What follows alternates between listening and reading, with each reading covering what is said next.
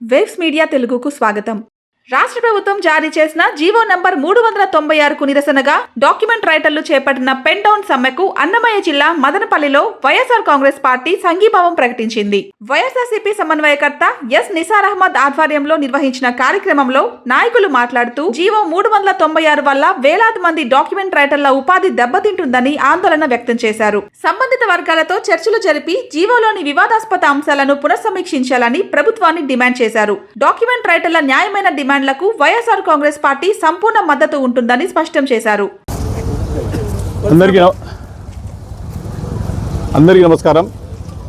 ఈరోజు ఆంధ్ర రాష్ట్రంలో ఈ కూటమి ప్రభుత్వం పరిస్థితి ఎట్లయిపోయిందంటే ప్రతి ఒక్కరికి వెతికి వెంటాడి కాటేసే పరిస్థితి వస్తూ ఉంది. ఈ ప్రభుత్వంలో ఎవరైనా సంతోషంగా హాయిగా ఉండారంటే ఖచ్చితంగా వాళ్ళ మీద పడడము, వాళ్ళకి ఏదో రకంగా ఇబ్బందులు పెట్టడము, వాళ్ళకు వీధుపాలు చేసేంత వరకు వాళ్ళు పండుకునేది అనేది ఉండదు.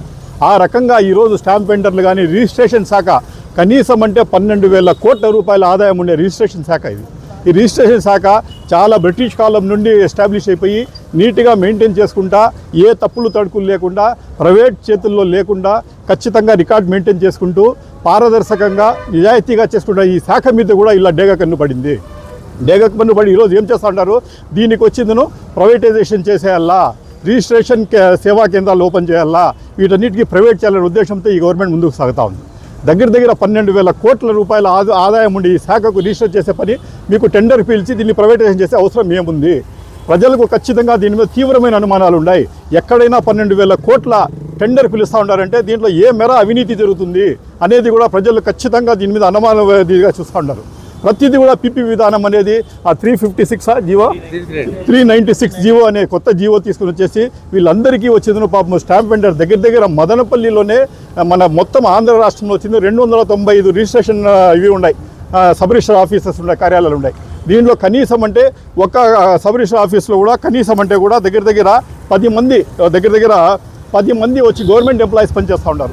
యావరేజ్గా ఎత్తుకుంటే కూడా అట్లా లెక్కకేసుకుంటే దగ్గర 3,000 మంది వచ్చిందో గవర్నమెంట్ ఆఫీసర్లు వచ్చిందో గవర్నమెంట్ ఎంప్లాయీస్ వచ్చిందో దీంట్లో పనిచేస్తూ ఉంటారు. ఈరోజు ప్రైవేటైజేషన్ చేసింటే పరిస్థితి ఎట్లా అయిపోయిందంటే ఈ 3,000 మంది కూడా వాళ్ళకి వచ్చిన ఉద్యోగాలు కోల్పోతారు.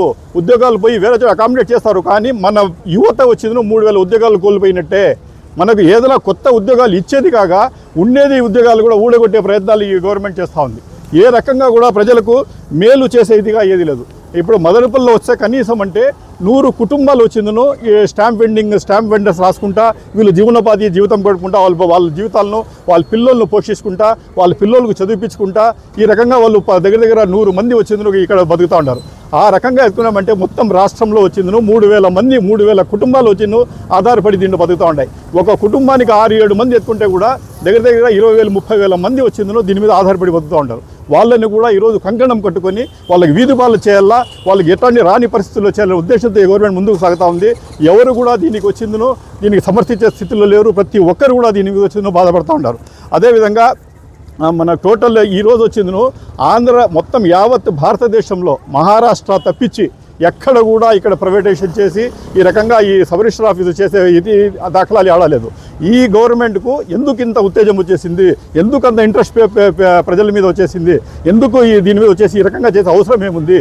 అది కాకుండా దానికంటే ముఖ్యం ఏమంటే ఈరోజు కానీ దీనికి ప్రైవేటైజేషన్ మనం చేశామంటే దగ్గర చాలా వాల్యుబుల్ డేటా బ్రిటిష్ కాలం నుండి 1B రిజిస్టర్లు కానీ మెయిన్ రిజిస్టర్లు అందరూ వచ్చింది. ఈరోజు సబ్ రిజిస్టర్ ఆఫీస్ కార్యాలయంలో వాళ్ళ దగ్గర పగడబందీగా మంచి లాకప్లో మంచి దీంట్లో ఉంది. ఈరోజు అది కానీ ప్రైవేటైజేషన్ చేసినామంటే ప్రైవేట్ వ్యక్తుల చేతికి మొత్తం డేటా వెళ్ళిపోయే ప్రమాదం ఉంది.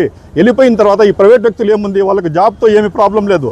ఎవరికైనా మంచి ఇంపార్టెంట్ డేటా కూడా వాళ్ళు ఇచ్చేసి ఈరోజు ఏం చేస్తారంటే రేపటి దినం వచ్చిందో కోర్టు పాలు చేసేసి ప్రజలంతా అల్లకల్లోలు పడేది ఇదిగా ఇది ముందుకు సాగుతుంది. దీనికి సెక్యూరిటీ అనేదే ఉండదు. ఖచ్చితంగా ఇది వచ్చిందో ఏ రకంగా గవర్నమెంట్ చేతిలో ఉందో ఆ రకంగానే సబ్ రిజిస్టర్ ఆఫీస్ వచ్చి 100% గవర్నమెంట్ చేతిలోనే ఉండాలా. ఖచ్చితంగా వైఎస్ఆర్ పార్టీ తరఫున ఇంతకుముందు జగన్మోహన్ జగన్మోహన్ రెడ్డి గారు ఉండేటప్పుడు ఏమేమో వీళ్ళ మీద చెప్పేసి ఇది చేస్తూ ఉంటారు, పాస్బుక్లు చేస్తూ ఉంటారు, ఈ డాక్యుమెంట్లు అది చేస్తూ ఉంటారు, డాక్యుమెంట్ల మీద ఆయన ఫోటో వాళ్ళు చేస్తూ ఉన్నాయి, రకరకాల ఇది చేసేసిందో కన్ఫ్యూజ్ చేసేస్తారు ప్రజలకు. ఈరోజు ఏం చేస్తూ ఉంటారు మీరు? వాళ్ళకి అట్లా కన్ఫ్యూజ్ చేసి ఈరోజు వాళ్ళ దగ్గర ఓట్లు, చాలామంది దగ్గర ఓట్లు ప్రజలకు భయభ్రాంతులు చేసి ఓట్లు లాక్కొని ఈరోజు వచ్చిందో మీరు వచ్చిందో వీళ్ళకే ఏర్ల కారు నుండి నడికేసి వాళ్ళకి నడి రోడ్డున పారేసే స్థితికి తీసుకుని వస్తూ ఉంటారు. వైఎస్ఆర్ కాంగ్రెస్ పార్టీ తరఫున ఖచ్చితంగా ఖండిస్తూ ఉన్నాం. మీరు చెప్తున్నారు ఈరోజు రిజిస్ట్రేషన్ సేవా కేంద్రాలు ఓపెన్ చేస్తాం, మేము ఖచ్చితంగా ఇది చేస్తామని. ఖచ్చితంగా వైఎస్ఆర్ కాంగ్రెస్ పార్టీ తరఫున ఈ ఇష్యూ వచ్చిన ఆల్రెడీ జగన్మోహన్ రెడ్డి గారి నోటీస్కు పోయింది. మేమందరూ వైఎస్ఆర్ కాంగ్రెస్ పార్టీ తరఫున తీవ్రంగా దీన్ని వ్యతిరేకిస్తాం. ఎటువంటి పరిస్థితుల్లో కూడా మీకు మదనపల్లిలో వచ్చిన వైఎస్ఆర్ రిజిస్ట్రేషన్ సేవా కేంద్రాలు ఓపెన్ చేయడానికి 100% మేము వ్యతిరేకంగా నిలబడతామని చెప్పి కూడా మేము 100% చెప్తున్నాం. కాబట్టి ఈ ప్రభుత్వం ఏమి చేసినా ప్రజలకు దీనికోసం చేస్తున్న ప్రతి ఒక్కరిని కూడా బాధలు పెడతా ఉంది. కాబట్టి ఖచ్చితంగా మేము ఒకటే కోరుకుంటున్నాం, వైఎస్ఆర్ కాంగ్రెస్ పార్టీ తరఫున ఒకటే డిమాండ్ చేస్తున్నాం.